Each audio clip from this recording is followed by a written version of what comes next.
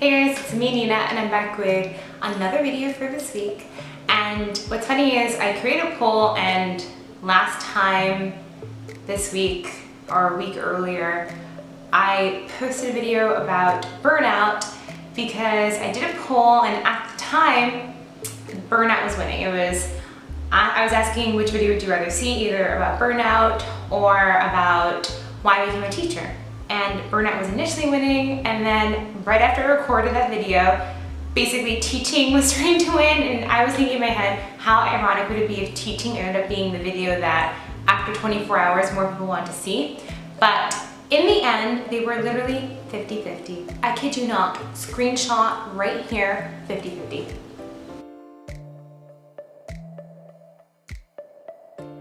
So what better reason? Half the people from the poll never got the video that they requested. So here I am explaining to you why I became a teacher. I try not to go too much into my career and things like that on this channel, just because I'm trying to focus in my vision, and this isn't a teacher YouTuber channel. You know, there's a world of teacher YouTubers that I am not a part of. So I didn't want to veer too much into it, but still this channel is all about self-growth and becoming a better version of you. And I think it's a kind of like a fun story why I became a teacher, and we can bond together through this story. So yeah, I figured why not share it. So I actually studied corporate comm for my undergraduate major. I went to CUNY Baruch College in the city, and at first I was like very intent on being a Zicklin major, which is a business major. And during my time at college, I found myself jealous of the people who were corporate comm majors because I loved communication so much. I love public speaking. I love the art of creating speeches and presentations, and that's still something that I'm very passionate about. And I took calculus, which is a really hard class at Baruch, and it mostly weeds people out of Zicklin, which is the business school again. But I felt a passion for communication, so I went for it anyway. And I started going into that field, and I did two internships. I had one internship where I did social media stuff it was really like a startup. Senior year, I was really thinking of like what I wanted to do, and I wanted a job out of college. I saw my brother really suffer. He suffered, you know, like he's actually back in school right now, and seeing that, I knew that I personally just did not want to go through an experience where I was struggling. So I started applying to jobs like crazy. And also, to graduate, part of being a corporate comm major is you need a course and an internship.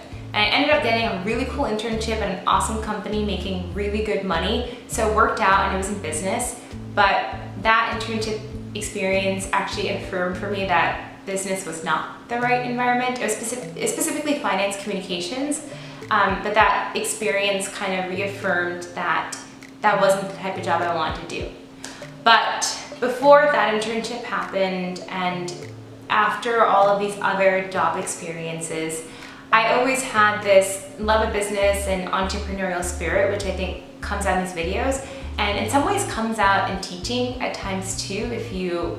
I know you wouldn't think of teaching like that, but yeah, it does come out that way too. But basically what happened was I had always tutored all throughout college. So I was already like very comfortable with teaching and working with people. I think I'm strongest one-on-one still because I have the most experience with one-on-one tutoring. But basically I was applying for a program with Deloitte, and Deloitte had a partnership with Teach for America. And another big thing was I had these big student loans at $20,000, not crazy. I still have student loans, ended up taking up more student loans for teaching. So square one, but whatever, it happened. I have a master's, so it worked out.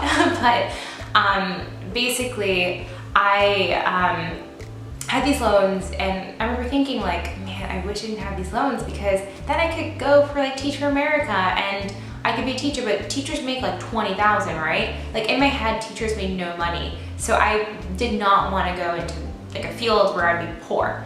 And you know, I'm this type of person who like researches and looks into things and whatever. So I started researching teaching a little bit more. So I researched it, and Teach for America has this map where they say that cost of living, licensing expenses, whatever, how much money you make. And then I learned that in some places you make pretty good money. In New York, you make, with after your master's, like $60,000. New Jersey, similar, and the cost of living is less. And I learned that there were more options, and I could actually pay off my loan and be a teacher. So I thought, you know what, why not apply for this program with Deloitte and Teach for America?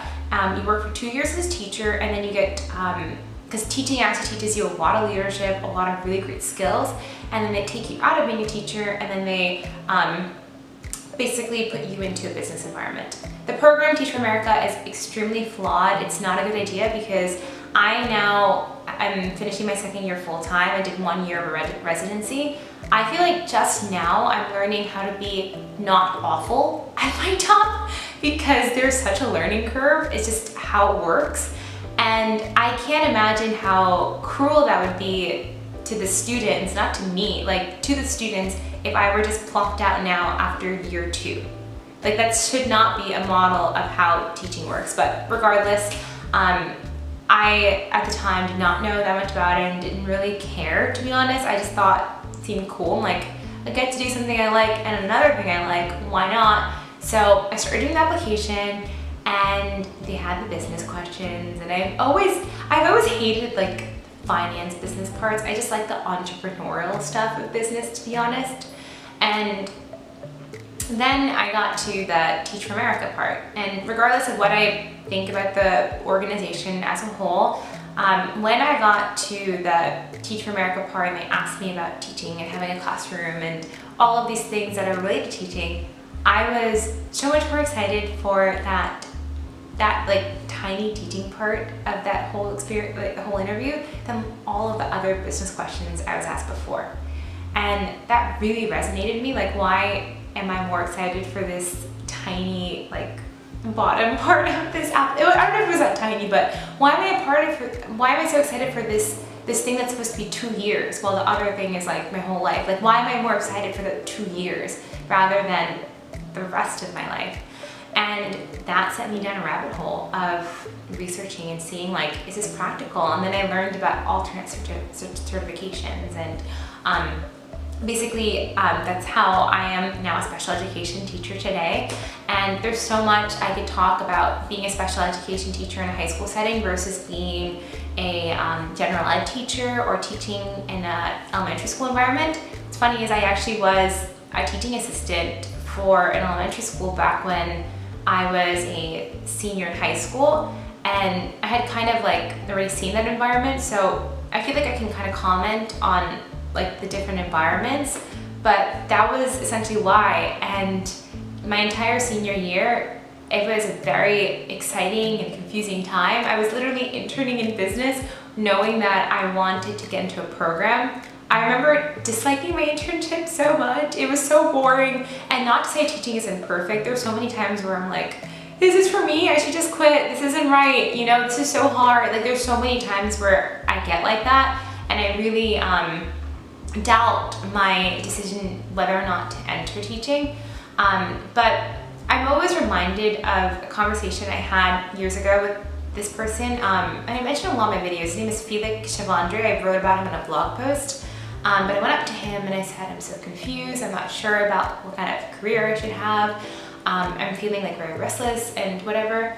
And what he basically told me was that you should have a feeling of peace from wherever to do whatever it is that like God intends you to do. And once you feel that feeling of peace, don't keep moving backwards and forwards, commit to what you're doing. And I felt a feeling of peace with teaching that I never felt with business or a lot of other careers.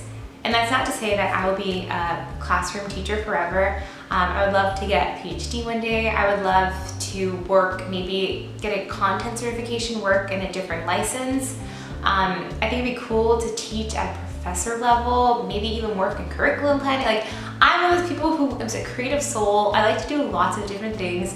So I won't necessarily like be a classroom teacher forever, but I realize that there is something that I really love about education, and I love about helping people, and whatever I do in my life, I hope that I have a chance to share.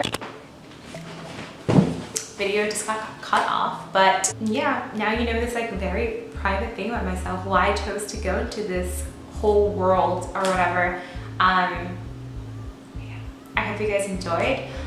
Give me some ideas, because, oh, and by the way, there's a giveaway happening on my Instagram right now. I announced in my last video, but it's still happening and you're watching this, so you're eligible. Like, why not go? So go make sure you're subscribed here and that you follow me on Instagram. You just comment on that post and tag 2 friends who you think may be interested in my videos or whatever, and you can have an additional entry by commenting again. That's it. And I hope that you come back on Monday when we have another video.